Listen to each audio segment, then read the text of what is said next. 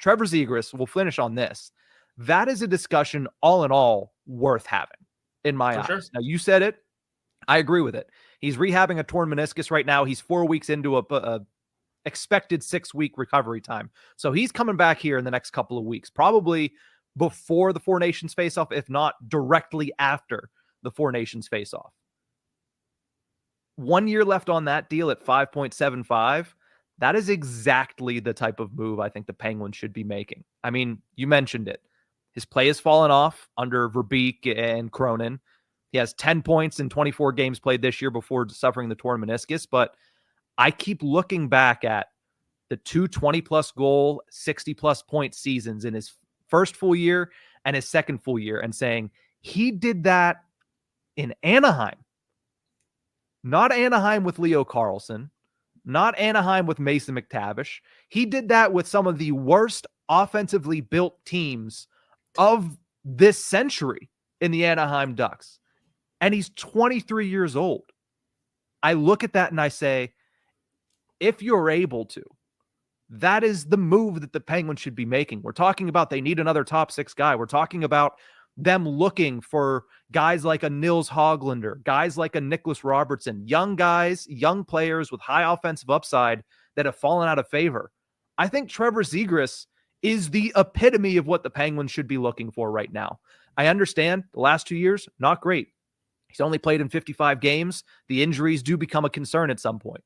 But I think the potential is there. And like I said earlier, I don't think the Anaheim Ducks are going to get a full return on Trevor Zegras because everybody in the league knows that, hey, you can hold on to this guy, but we know at the end of the day, he is not part of your future plans. So that has to take kind of a large chunk of a potential return down a peg. So I think that this is something that the Penguins should 100% be interested in if there are discussions to be had. If that's kind of the plan the Ducks want to take. The Ducks made, by signing Frank Vatrano, they made things really interesting because that's a guy that absolutely could have been placed onto a Stanley Cup caliber team and shoved into the playoffs. But he and the team decided to keep him around for another 3 years. Contract details are awesome, by the way.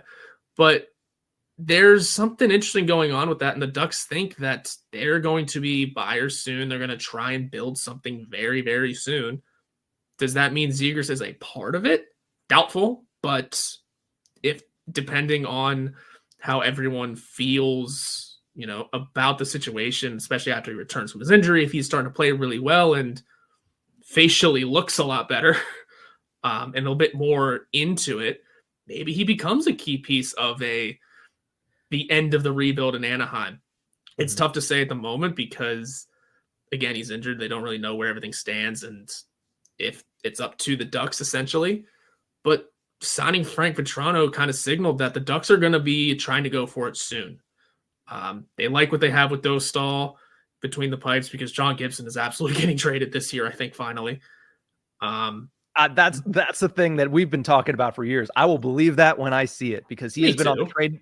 He's been on the trade block since we were like sophomores in college. Yeah, but no kidding.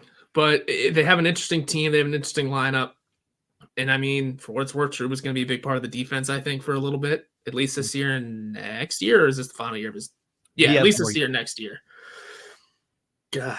Oh, yeah, I forgot he's playing with Brian Dumoulin. But it's an interesting team. I just don't know, and it's tough to say where they all stand with Trevor Zegras. But he fits exactly the role the Penguins are looking for in trades, and that is those castaway options of, well, they were supposed to be this, and now they're not. But they might still have it because they're still young enough to grow back into it in a new situation.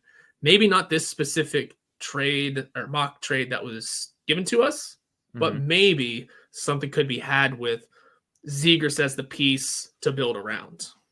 Yeah, I like it, man. Like I've seen that. Everything I've read is that he was trying to kind of focus in on that 200-foot game earlier this season, which affected his offensive numbers, but I'm going to keep a close eye on him when he returns because if the Penguins are looking for those options, like I mentioned, this is the epitome of what they should be looking for.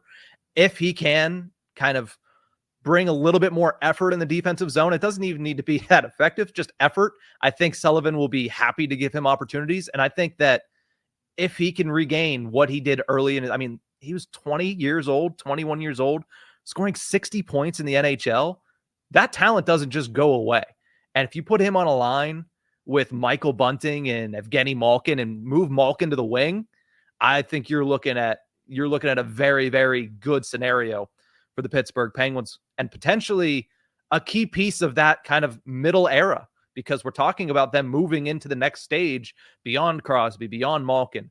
I think he is, and it's a weird situation because it's kind of similar to a player in Anaheim and a Troy Terry, where they're getting ready to shift into a new era, but they have this player that's pretty good. He's just a couple of years ahead of everybody else that's supposed to be coming in that wave.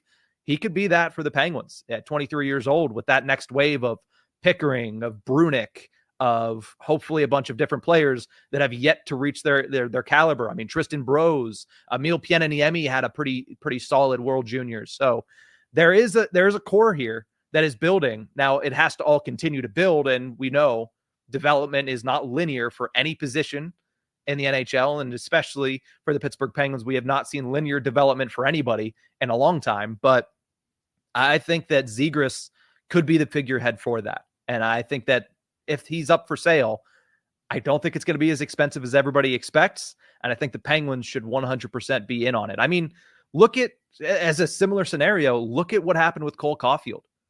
All this promise starts off slow.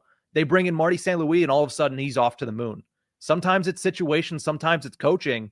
And since Cronin and Verbeek have gotten in there, Zegras is kind of fallen off. He's obviously dealt with injuries as well, but maybe that new situation under a Dubas administration, under Mike Sullivan in the same locker room where he doesn't have to be the forward face because he's behind Crosby, because he's behind Malkin, Letang, and Carlson, maybe that unlocks that potential that we saw a couple of years ago. And if that's the case, shoot, the Penguins could hit a home run with that. Now, of course, the return would have to be something that you don't look back on every day and say, man, they gave up a lot for it. But I think that it's worth the risk at this stage.